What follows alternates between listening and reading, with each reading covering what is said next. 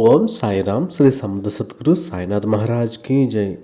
సాయి భక్తులందరికీ కూడా నమస్తే అండి. మీరందరూ కూడా ఎలా ఉన్నారు? మీరందరూ కూడా ఆయురారోగ్యాలు అష్టైశ్వర్యాలతో తూగుతూ ఉండాలని ఆ సాయినాథుని మనస్ఫూర్తిగా కోరుకుంటూ ఈరోజు వీడియోలో బాబా గారు ఏం చెప్పబోతున్నారంటే, తల్లి చూడగానే ఇక్కడ ఉన్నటువంటి శివశంకరుణ్ణి తాకు చూడమ్మా, నీకు వచ్చిన కష్టం నేటితో అంతమవుతుంది. అందరికీ కూడా దక్కిన వరం ఇది. మరి ఒక్కసారి నేను చెప్పినట్టుగా నా మాట మీద నమ్మకంతో ఈ ఈశ్వరుణ్ణి తాకమ్మా, జీవితంలో ఏ సమస్య ఉన్నా సరే ఇక ఈ రోజుతో అది అంతమైపోతుంది తల్లి అని ఒక బాబాగారు ఒక గొప్ప సందేశాన్ని మనందరి కోసం అందిస్తున్నారు. మరి మన కష్టాలు తీరిపోవాలని ఎన్నో చేస్తూ ఉంటాం. బాబాగారి మీద నమ్మకంతో బాబాగారు చెప్పినట్టుగా చేస్తూ ఉంటాం. బాబాగారి సందేశాలను తూచే తప్పకుండా పాటిస్తూ ఉంటాం. అలాగే బాబాగారి మంత్రాలు చదువుతాం. అలాగే బాబాగారు చెప్పినటువంటి పరిహారాలు కూడా చేసుకుంటూ ఉంటాం. మరి ఎవరో చెప్పింది చేస్తాం, అయినా సరే మన కష్టం తీరలేదని మళ్ళీ బాధపడతాం. ఆ బాధ ఎందుకు వచ్చింది అని ఒక్కసారి కూర్చుని ఆలోచిస్తే దానికి తగినటువంటి పరిష్కారం ఆ యొక్క భగవంతుడే కల్పిస్తాడు. మరి ఆ కష్టం ఎక్కడ మొదలైంది, దానిని ఏ విధంగా పరిష్కరించుకోవాలి అనేది మన చేతుల్లోనే ఉంటుంది. ఒక్కొక్కసారి మన కళ్ళ ముందే ఆ పరిష్కారం కనిపిస్తూ ఉన్నా కానీ అది గమనించలేనటువంటి స్థితిలో అయితే మనం ఉంటాం. మరి ఉదాహరణకి ఏదైనా సరే సమస్య వచ్చింది అంటే, ఒక పాప పెళ్లి చేయాలని చెప్పి అన్నప్పుడు ఏంటంటే, అది దానికి సంబంధించినటువంటి అందరూ కూడా ఎన్నో ఆలోచిస్తూ ఉంటారు. ఒక్కొక్కళ్ళు ఒక్కొక్క ఇదితో ఉంటారు. బట్ ఏమంటే మనం ఎవరిని అడగాలి, ఎవరిని అడగకూడదు అన్నది మనకు తెలియదు. దానివల్ల ఏంటంటే ఆ సమస్య పరిష్కారం మనకు తెలుసు, సో అండ్ సో పర్సన్ వల్ల అవుతుందని చెప్పి అనిపిస్తూ ఉంటుంది. బట్ ఏమంటే అది మామాటం వల్ల ఏదో దేని వల్ల మొత్తం మీద అది అడగలేము, దానివల్ల అది డిలే అవుతుంది. కానీ అది తెలుసు, అది మ్యాక్సిమం అతని వల్ల అవుతుంది అని చెప్పి నీకు సిక్స్త్ సెన్స్ చెప్తూ ఉంటుంది. అలాంటిది ఏంటంటే సాయే ఎప్పుడు నీలో వచ్చి చెప్తూ ఉంటాడు. మరి ఆ విధంగా మనం ముందుకైతే వెళ్తూ ఉంటే ఖచ్చితంగా మనం అనుకున్నది సాధించగలుగుతాం. మరి అందరితోనూ సంతోషంగా ఉండాలి, అలాగే నా కుటుంబ సభ్యులతో అందరితో కూడా బాగుండాలి అని చెప్పేసి అని ఆశ అనేది మనలో ఉంటుంది కదా. మరి అందరూ కూడా కలిపి ఈ పెళ్లి చేయాలి అని చెప్పేసి అని అనుకుంటూ ఉంటుంది. మరి ఒక్కసారి ఆలోచించి తల్లి, నీ కళ్ళ ముందుకి ఈ పరిష్కారం చేస్తే నువ్వు ఖచ్చితంగా ఇన్ని రోజుల్లో నీ పాప పెళ్లి చేస్తావు, లేదంటే మీ బాబు పెళ్లి చేస్తావు అంటే నువ్వు చేయగలవా? అది నువ్వు చెయ్యవా? అది ఏ విధంగా అయినా సరే సమస్య వస్తే భగవంతుడు ఏదో ఒక రూపంలో మన ముందుకైతే వస్తాడు. మరి ఇది చేస్తే నీ యొక్క కర్మ తగ్గుతుంది, లేదు అంటే ఇది చెప్తే ఎందుకు చేయకూడదు, తప్పకుండా చేయవచ్చు. మరి అది చేస్తే మన మనసుకి ఎంతో ఆనందం కలుగుతుంది. అదేవిధంగా ఉన్న కర్మలన్నీ కూడా కాస్త తగ్గవచ్చేమో. మరి తప్పకుండా ప్రయత్నం ఒకటి చేయాలి కదా. మరి ఈరోజు సాయిబాబా గారు మనందరికీ కూడా ఇలాంటి అద్భుతమైనటువంటి చక్కని సందేశాన్ని అందించారు అంటే దాని వెనక ఎంత నిగూఢమైనటువంటి అర్థం ఉందో ఒకసారి మనం గమనించాలి. మరి ఎప్పుడూ కూడా ఒక ఆలోచనలో మనం ఉంటాం, ఎప్పుడు కూడా మనం మనకు సంబంధించినటువంటి ఆలోచనలోనే ఉంటూ ఉంటాం. కానీ ఒక్కొక్క వ్యక్తి వస్తూ ఉంటారు. ఒక్కో వ్యక్తి ఏంటంటే మనకు వ్యక్తి రూపంలోనో ఏదో ఒక పక్షి రూపంలోనో ఏదో ఒకలాగా సందేశాన్ని అయితే మనకి ఆ యొక్క సమస్యకు తగినటువంటి పరిష్కారాన్ని మనకి ఎప్పుడు కూడా బాబాగారు అందిస్తూ ఉంటారు. అది మనం గమనించట్లేదు, అంతే తేడా. మనం ఎప్పుడైతే ఒక్కసారి గమనించి ఆ యొక్క ఏదైతే పరిష్కారం ఉందో అవన్నీ మనం కనుగొని చేసాము అంటే సమస్యకి ఇట్టే చిటికలో తీరిపోతుంది. కానీ మనకి ఎప్పటి వరకు పెద్ద భూతద్దంలా కనిపిస్తూ ఉంటుంది. కానీ ఎవరో తెలియని వ్యక్తి వచ్చి ఒక చిన్న పరిహారం చేతిలోకి ఆ యొక్క సమస్య చిన్నదైపోతుంది. ఏంటిది ఇంతలా ఆలోచించాను, నాకెందుకు ఈ బుర్ర తట్టలేదు అని చెప్పేసి నువ్వు ఆలోచించుకుంటావు. అప్పుడు అది అన్నమాట సాయి అంటే. సాయి నీకు ఏదో రూపంలో వచ్చి నీకు సమస్య యొక్క తీవ్రతను తగ్గించి దానికి పరిష్కార మార్గాన్ని కూడా చూపించేటువంటి కరుణామయుడు సాయి. మరి అలాంటి అద్భుతమైనటువంటి సాయి మన దగ్గర ఉన్నాడు కాబట్టి, అలాగే మనతో ఉన్నాడు కాబట్టి మనం ఎప్పుడూ కూడా ఎన్ని పరిస్థితుల్లో ఉన్నా సరే మనం దేన్ని కూడా వదులుకోకుండా ముందుకు వెళ్ళాలి. మరి ఆ విధంగా చేయడం వల్లే ఎట్టి పరిస్థితుల్లోని మనం ఆ యొక్క శక్తిని కోల్పోకుండా మనం ముందుకైతే వెళ్తాము. అలాగే ఏదైనా సరే మనం ఏదైనా ఒక సమస్య వచ్చినా సరే బాబా ముందు కూర్చుని ఉంటాం కదా. మరి మన పెద్దది ఆయనే కదా. ఆయన ముందు కూర్చుని మనం ఒక్కసారి బాబా నాకు ఈ పరిస్థితిని గట్టెక్కించి తండ్రి అని చెప్పేసి నువ్వు గట్టిగా నమ్ముకుని ఒక్కసారి నువ్వు సాయిని అడిగావు అంటే సర్వాంతర్యామి ఆవిని ఎట్టి పరిస్థితుల్లో నీ యొక్క కోరికను తీరుస్తారు, అలాగే నీ యొక్క సమస్యకు గల ఒక పరిష్కారాన్ని అయితే నీకు తీసుకుని వస్తారు. అది ఎంతటి కష్టతరమైనటువంటి సమస్య అయినా సరే అది చిటికెలో అది పోతుంది బాబా గారు తలుచుకున్నారు అంటే. మరి బాబా గారిని మనం ప్రసన్నులు చేసుకోవాలి అంటే మనలో ఉన్నటువంటి కొన్ని మార్పులు చేసుకుంటూ మనం ముందుకు వెళ్తే డెఫినెట్గా బాబా గారు అయితే మనకి ఎప్పుడు కూడా కరుణిస్తారు. అలాగే చెప్పేసి నేను ఇప్పుడు కరుణించడం చెప్పను, కానీ ఈ సమస్య తీరిపోతుందని నీకు ఖచ్చితంగా అనిపిస్తే ఖచ్చితంగా కూర్చొని ధ్యానించు, అది చాలు. మరి నువ్వు అడుగుతూ ఉంటావు కదా బిడ్డ, కొన్ని నెలలుగా కొన్ని సంవత్సరాలుగా బాబాతో అడుగుతున్నాను ప్రశ్న, బాబా నా కోరిక నాకు ఇంకా తీరడం లేదు, బాబా గారి మీద నమ్మకం పూర్తిగా పోయింది, అసలు బాబా గారు ఏం చేయగలరు, మౌనంగా చూస్తూ ఉంటారు, తన బిడ్డ ఇన్ని భరిస్తూ ఉంటే ఎందుకు ఇంకా మౌనంగానే ఉన్నారు అని నీలో నువ్వు ప్రశ్నలు వేసుకుంటూ ఉన్నావు కదా. మరి కానీ భగవంతుడు చేసేది ఏదైనా సరే అది 100% తప్పకుండా మన జీవితంలో మంచే జరుగుతుంది. కాబట్టి నువ్వు ఎప్పుడూ కూడా మంచిగా ఆలోచించు, మంచిగా జీవించు, మంచిగా కనిపించు. ఏది ఏమైనా సరే దృష్టిలో పెట్టుకుంటూ ఉండాలి. వీరిలాగా వారిలా అంటూ ఒకరిని ద్వేషిస్తూ, ఒకరిని అవమానపరుస్తూ, ఒకరిని కించపరుస్తూ ఇలా నీ బంధాలు తెగతెంపులు చేసుకుంటూ పోతే మరి జీవితంలో నీకు ఇంకా చిక్కుల్లోనే కనిపిస్తూ ఉంటుంది. మరి ఈ విధంగా చూడుతుంది తప్ప కానీ ఆనందాలు ఎప్పుడు కూడా దొరకవు తల్లి. ఈ జీవితం ఒక గుణపాఠం అనేది మనకి నేర్పుతుంది. ఎప్పుడు కూడా కష్టాలు అనేవి మనకి ఏ విధంగా బతకాలి అనేది నేర్పుతాయి. ఇవన్నీ కూడా ఎందుకు మీకు కష్టాలు వస్తున్నాయి అని చెప్పి అంటే దానికి తగ్గట్టు మీరు ఏ విధంగా మీ యొక్క ఆలోచన విధానాన్ని అలాగే మీ యొక్క బాడీని ఏ విధంగా మీరు మౌల్డ్ చేసుకోగలుగుతారు అనే ఒక దేవుడు పెట్టేటువంటి ఒక పరీక్ష. ఆ పరీక్షలో మీరు నెగ్గగలిగితే మరి తర్వాత మన విద్యార్థి ఎప్పుడైతే నీకు పరీక్ష పాస్ అయ్యి నీకు తర్వాత నెక్స్ట్ క్లాస్కి ఎలా ప్రమోట్ అవుతాడో ఆ విధంగా మనలో ఉన్నటువంటి కొన్ని లక్షణాలు ఏవైతే ఉన్నాయో పోగొట్టడానికి దేవుడు చిన్న టెస్టులు పెడుతూ ఉంటాడు. ఆ టెస్టుల్లో మనం పాస్ అవుతే డెఫినెట్గా ఆ యొక్క వాటి నుంచి మనకి విముక్తి కలిగిస్తాడు. మరి ఈ విధంగా కష్టాలు వస్తున్నాయని చెప్పి అనుకుంటే కష్టాలు రావడం కూడా మనకు మంచిదే. ఎందుకు అంటే మన గత జన్మల్లో కానీ ఇంకొక జన్మలో కానీ చేసినటువంటి పాప కర్మలు అన్నీ కూడా ధ్వంసం అయిపోతాయి. అలాంటి ధ్వంసం అయిపోయినటువంటి కర్మల వల్లే మన జీవితం ఒక అఖండమైనటువంటి వెలుగుతుంది. మరి అలాంటి అద్భుతమైనటువంటి సమయం కోసమే బాబా గారు మన ఎదురు చూస్తూ ఉన్నారు. నా బిడ్డ ఎప్పుడూ కూడా సంతోషంగా బతకాలి, ఆనందంగా బతకాలి అని చెప్పేసి. మరి అలాంటి అద్భుతమైనటువంటి జీవితాన్ని మనకి ఇవ్వాలని చెప్పేసి బాబా గారు చూసినప్పుడు మరి మనం బాబా గారి యొక్క అడుగు జాడలు నడిచి ఆ యొక్క జీవితాన్ని మనం అందుకున్నామంటే ఇక మనకు తిరిగైతే ఉండదు. మరి కష్టాలు భరించడానికి నీకు శక్తిని ఆ భగవంతుడు ఇస్తాడు కదా. మరి నువ్వు ఎప్పుడు కూడా నీ గురుబలం పెరగాలి అంటే నీ గురువు యొక్క తోడు ఎంతో అవసరం. ఆ గురువుని ప్రత్యేకంగా పూజించి ఆయనని ఎప్పుడు కూడా సేవించి చూడు. మరి ఆ గురువుని ఆరాధించి చూడు. ఎలాంటి కష్టం వచ్చినా సరే తలుచుకో, ఆ గురువే అన్ని రూపాల్లో నీకు కనిపిస్తాడు. ఏ రూపంలో నువ్వు చూడాలి అనుకుంటే ఆ రూపంలోనే నీకు ప్రత్యక్షమవుతాడు. నువ్వు చూసే కళ్ళను బట్టి నీకు నీ గురువు కానీ అలాగే భగవంతుడు కానీ నీ ముందే కనిపిస్తాడు. తల్లి, జీవితం అనేది ప్రతి మనిషి ఆనందాలను ఇవ్వకపోయినా సరే మంచి అనుభవాలను అయితే నేర్పిస్తుంది. ఆ అనుభవాలు నీకు అలాగే నీ పిల్లల భవిష్యత్తుకు కూడా ఎంతో శ్రేయస్సు.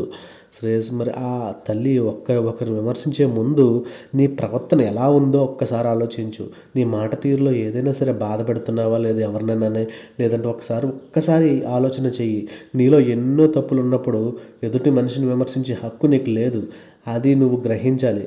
నువ్వు ఎప్పుడు కూడా ఎదుటివారిని గురించే కాదు, ముందు నువ్వు ఆలోచించుకో. నువ్వు ఎంత నీతిగా ఉన్నావు ఆలోచించు, నువ్వు ఎంత హుందాగా బతుకుతున్నావో అని ఆలోచించుకో, నువ్వు ఎంతమందిని కష్టపడకుండా చూస్తూ ఉన్నావో ఆలోచించుకో. అలాగే నువ్వు జీవితంలో ఎన్నో పడేటువంటి విజయాలు ఎలా సాధించగలుగుతావో ఒకసారి నేర్చుకో. అన్నింటినీ అధిగమించి ఎలా అందించగలవో నేర్చుకో.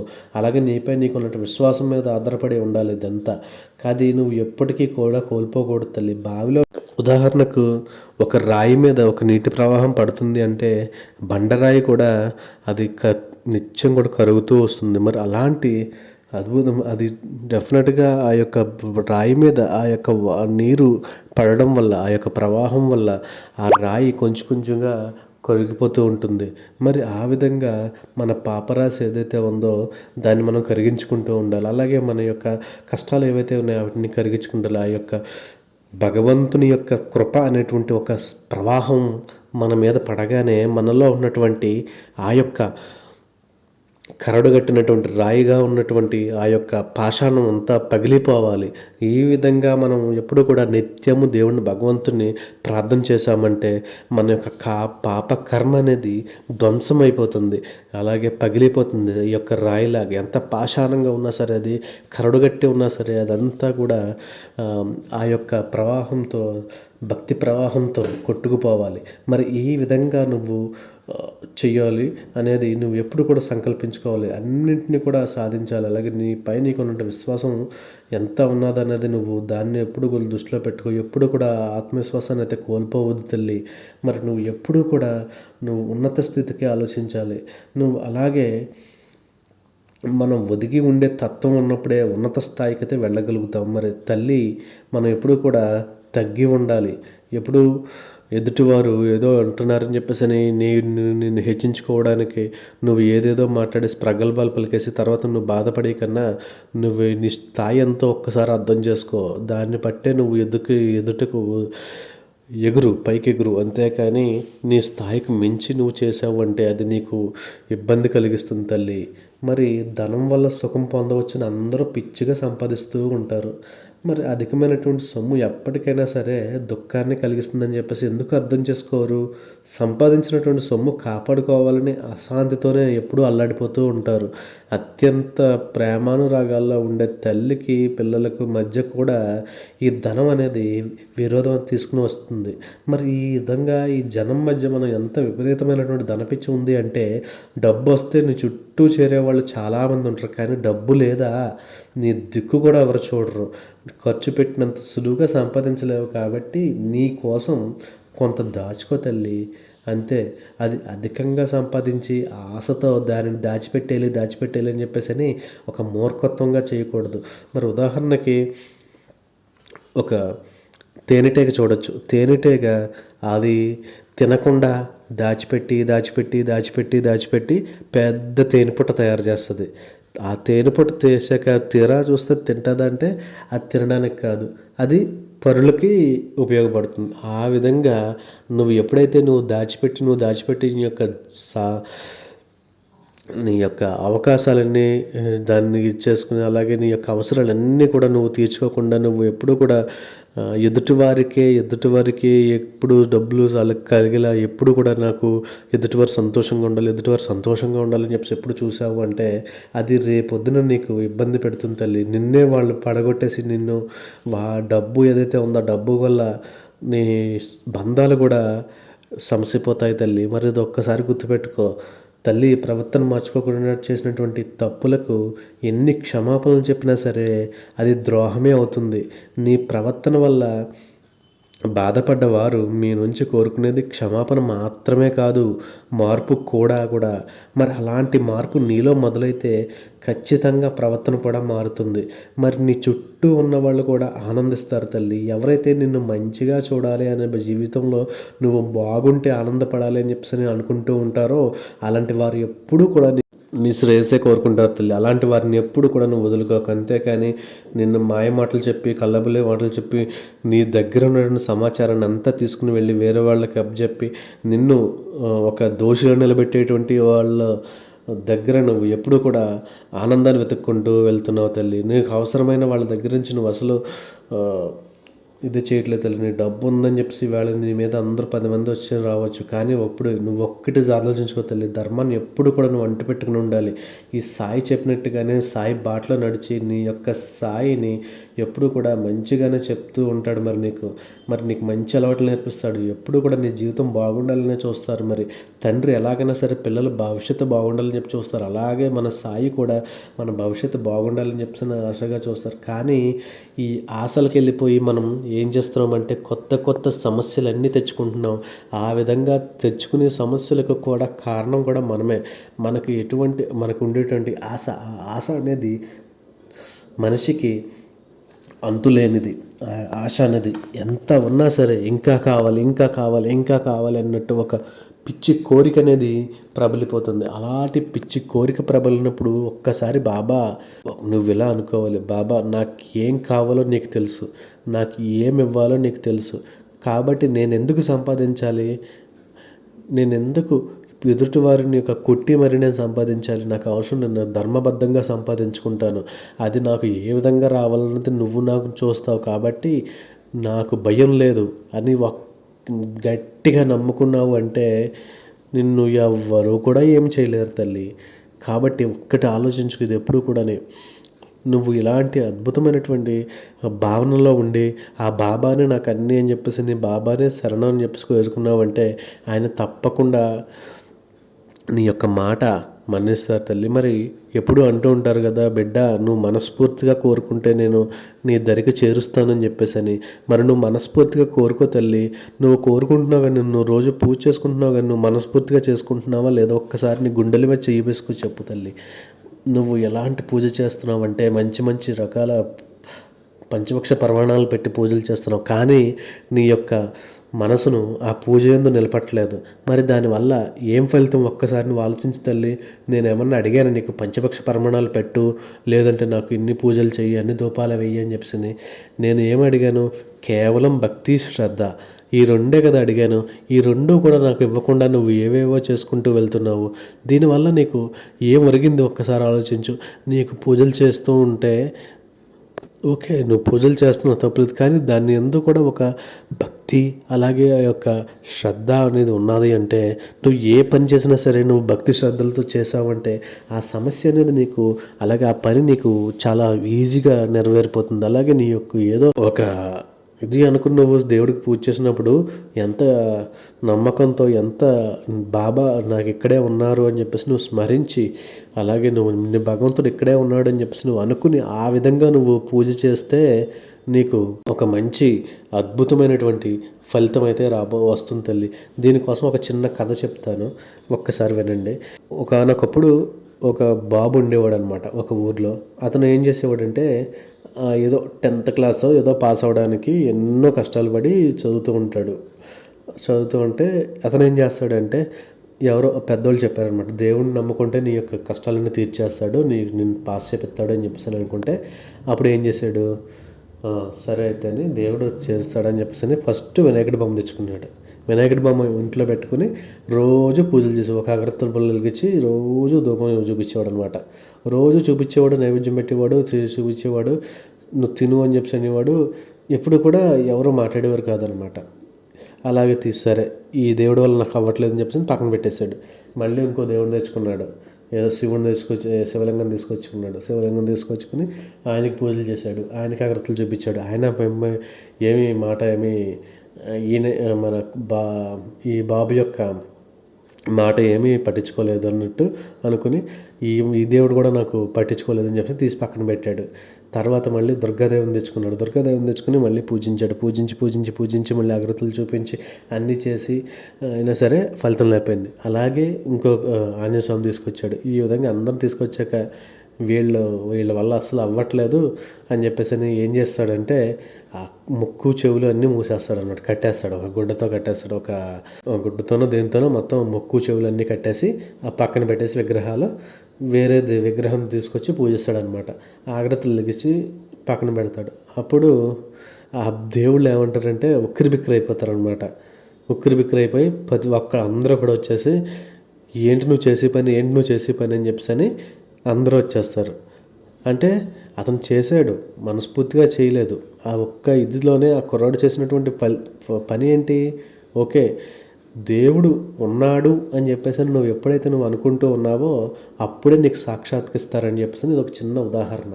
మరి దేవుడు ఉన్నాడు అని చెప్పేసి అప్పుడు ఏమన్నాడు, దేవుడు చేస్తాడు అని చెప్పి చేశాడు, కానీ దేవుడు ఉన్నాడు అని చెప్పేసి అప్పుడు చేయలేదు పూజ. ఎప్పుడైతే నీకు కళ్ళకి కట్టేశాడు, దేవుడు చూస్తున్నాడు, దేవుడు నా యొక్క అగరత్తులు పీల్చేస్తున్నాడు, నా చెప్పిన పని చేయలేదు కానీ నా అగరత్తుల వాసన ఎందుకు పీల్చాలి అని చెప్పేసి ముక్కులు కట్టేశాడు. ముక్కులు కట్టడం వల్ల అంటే దేవుడు ఉన్నాడని నమ్మే కదా ముక్కు కట్టాడు.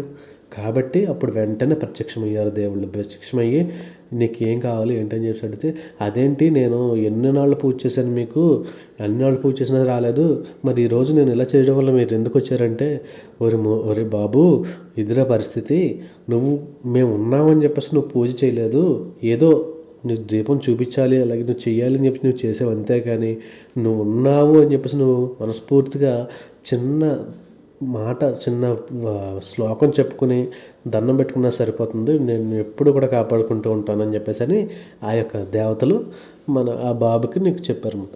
ఆ విధంగా మనం ఎప్పుడు కూడా భక్తి అనేది చాలా ఒక స్పష్టమైనటువంటి అవగాహనతో ఉండాలి. అలాగే భక్తి యందు మనకు శ్రద్ధ ఉండాలి. ఆ యొక్క దేవుని పట్ల మనకు ఎప్పుడు కూడా కృతజ్ఞతాభావం ఉండాలి. ఆ కృతజ్ఞతాభావంతోనే దేవుడు ఉన్నాడని నమ్మి మనం ఎప్పుడైతే ఏం చేశామో అవన్నీ కూడా పూజలు దేవునికి అందుతాయి. అలాగే మన సమస్యలన్నీ కూడా ఆయన తీరుస్తాడు. మరి ఈ విధంగా మనం ఎప్పుడూ కూడా ముందుకు వెళుతూ ఉండాలి. ఏ పనైనా సరే కష్టపడితేనే పూర్తవుతుంది. అలాగే ఎవరినైనా సరే మనం మనస్ఫూర్తిగానే మనం ఆరాధిస్తేనే ఆ యొక్క దేవుడు ప్రసన్నుడవుతాడు. కాబట్టి కష్టంతో ముందుకు రా, నీ జీవితం చాలా బాగుంటుంది. కర్మ అనుసరించేదే బుద్ధి. మనిషి తన జీవితకాలంలో కర్మలను అనుభవించాలి. మరి అది ఆ భగవంతుడి నిర్ణయం కూడా. ప్రతి మానవుడు కూడా ఖాళీ చేతులతోనే భూమి మీదకి వస్తాడు, ఖాళీ చేతులతోనే వెళ్ళిపోతాడు. మరి మధ్య జరిగేటటువంటి గాలి బుడగలాంటి జీవితం ఎందుకు కొన్నాళ్ళను 3 నాళ్ళ ముచ్చట కన్నా నీ జీవితానికి మనం ఎందుకు ఇంత సంపాదించాలి, అంత చేయాలి, ఇంత చేయాలి, లేదంటే వాళ్ళని దోచేయాలి, వీళ్ళని దోచేయాలి, వాళ్ళని పడగొట్టేయాలి, వీళ్ళని పడగొట్టేయాలి, వాళ్ళు ఆనందంగా ఉండకూడదు, వీళ్ళు ఆనందంగా ఉండకూడదు, ఇవన్నీ మనకు అవసరమా? ఈ యొక్క చిన్న జీవితంలో ఇది నీటి బుడగ లాంటి జీవితం, ఇది ఎప్పుడు ఉంటుందో తెలియదు, ఎప్పుడు పుట్టుకమంటాడో తెలియదు. అలాంటి ఈ యొక్క జీవితాన్ని పట్టుకుని మనం శాశ్వతం అనుకుని మనం చేయవలసినటువంటి సత్కార్యాలన్నింటినీ కూడా పక్కన పెట్టేసి దుష్కార్యాలన్నీ కూడా చేసుకుంటూ వెళ్ళిపోతూ మన పాప ఫలాన్ని రెట్టింపు చేసుకుంటూ మనమే కష్టాలు కొని తెచ్చుకుంటూ ఉన్నాము. మరి ఇది ఎంతవరకు సమంజసం తల్లి? ఎప్పుడు కూడా నువ్వు ఇది ఆలోచించు తల్లి. నీ మనసులో ఏదైనా సరే బాధ ఉందంటే ఎప్పటికైనా సరే తొలగించుకో తల్లి. అలాగే నువ్వు ఎప్పుడు కూడా అత్యాశకు పోవద్దు తల్లి. ఎందుకంటే ఈ సాయి చెప్పినటువంటి మాటలు నువ్వు గుర్తు చేసుకుంటే నిజంగా నా జీవితంలో ఇంతకంటే భోగభాగ్యాలు ఇంకా ఏమీ వద్దు అనుకునేలా నేనైతే నేను చేస్తాను తల్లి. వెలకట్టలేనటువంటి సంపదలు రెండు ఉంటాయి తల్లి. ఒకటి మనశ్శాంతి, 2 సంతృప్తి.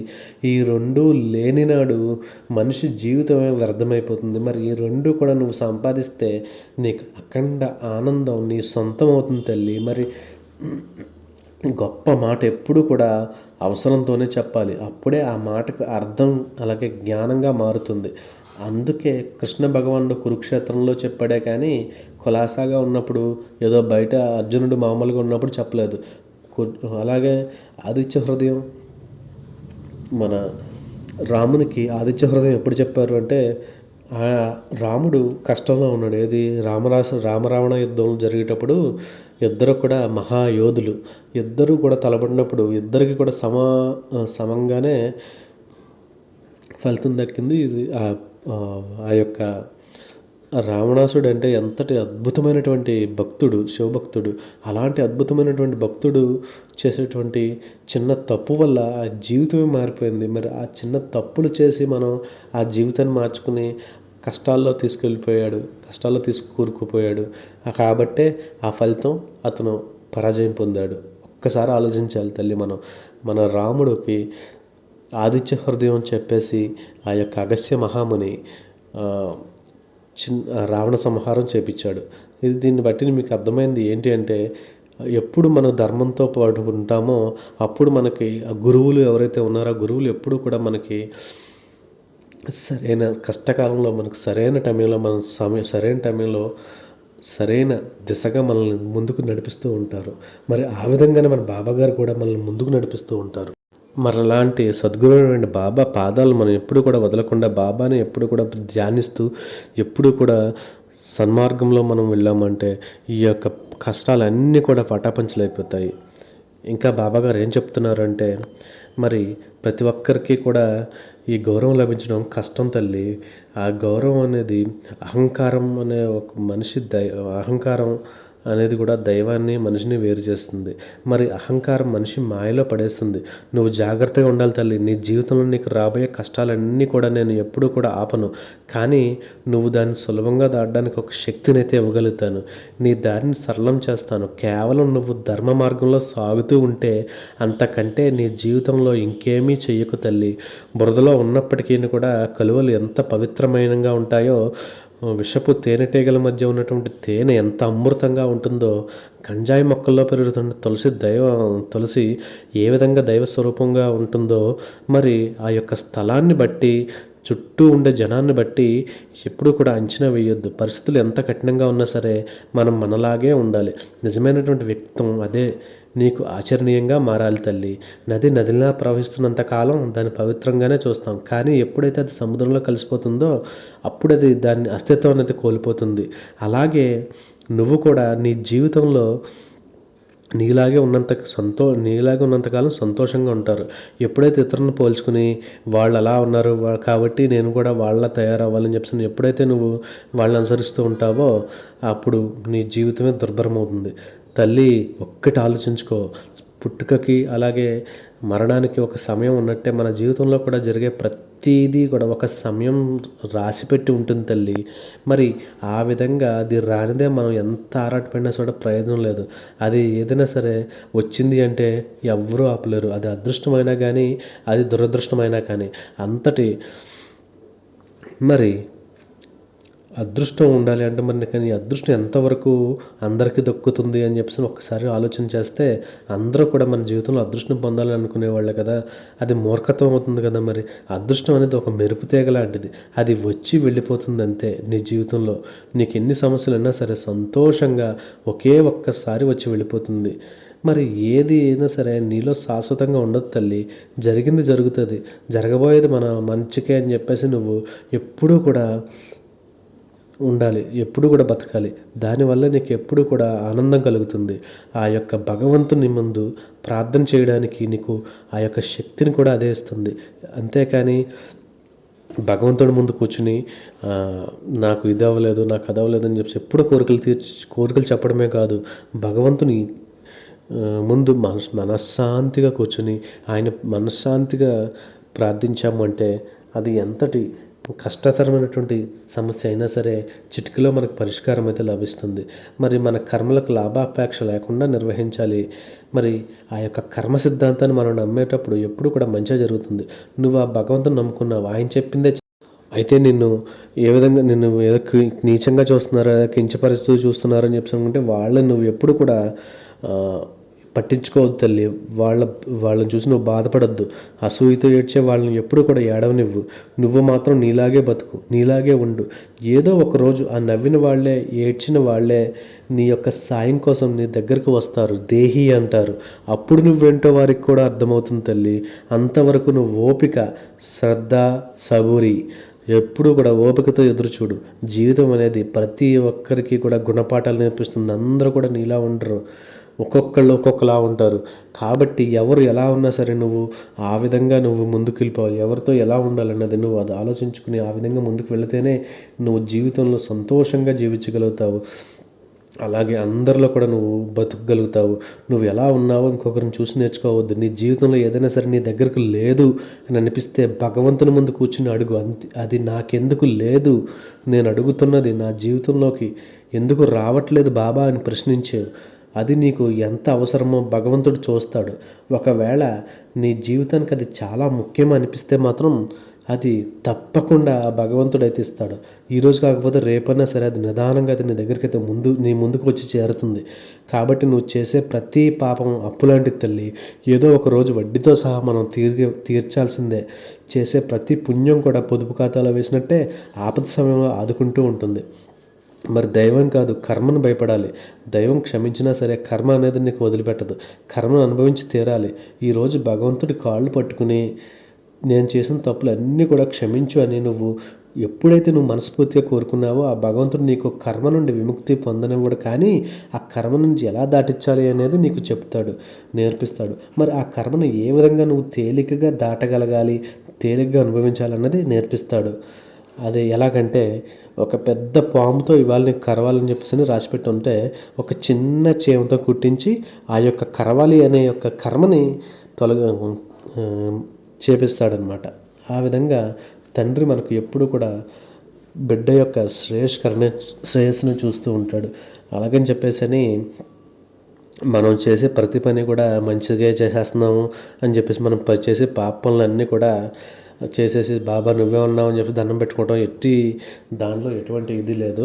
కానీ ఒక్కటి ఆలోచించాలి, మనం ఎప్పుడు కూడా ఎదుటివారిని గౌరవిస్తూ మనం కూడా ముందుకు వెళ్ళాలి. అలాగే మరి ఇలాంటి అద్భుతమైనటువంటి ఇవన్నీ అవ్వాలి అంటే మరి బిడ్డ నేను ఇక్కడ ఉన్నటువంటి శివలింగాన్ని తాకావు అంటే నీకంతా కూడా మంచి జరుగుతుంది. ఎప్పుడు కూడా నువ్వు ఆ పరమశివుడి యొక్క ఆయన్ని శివునిగా పూజించావంటే నీ కష్టాలన్నీ తీరిపోతాయి తల్లి. మరి నీకు ఇది అద్భుతమైనటువంటి అవకాశంగా భావించి ఆ యొక్క శివలింగం మీద పంచామృతాలతో అభిషేకించి ఆ తులసి దళం కానీ లేదు అంటే ఒక మారేడు దళాన్ని ఆ పైన శివునిపై ఉంచి శివ నువ్వే దిక్కు అని చెప్పేసి ఒక్కసారి నువ్వు అనుకున్నావంటే నీ యొక్క పాపరాశి అంతా కూడా ధ్వంసమైపోతుంది.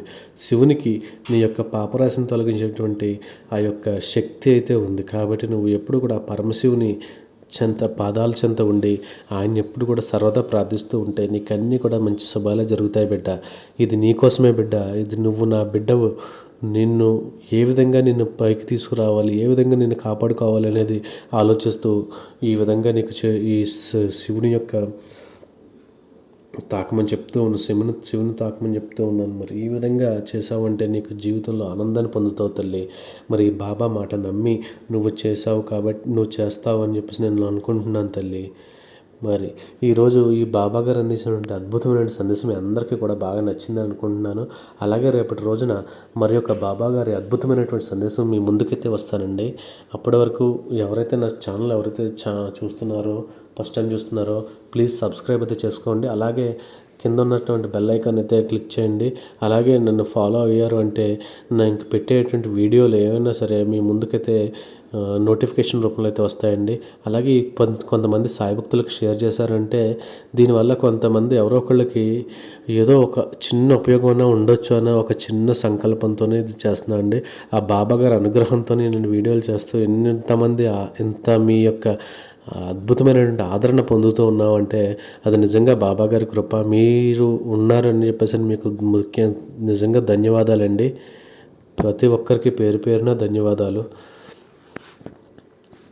Thank you for watching. ఈ అద్భుతమైనటువంటి ఈ వీడియో మీ అందరికీ బాగా నచ్చింది అనుకుంటున్నాను. మరి రేపటి రోజు మంచి వీడియోతో మరి మీ ముందుకు వస్తాను. అప్పటి వరకు సర్వేజన సుఖనో భవంతు. Om Sairam. Thank you for watching.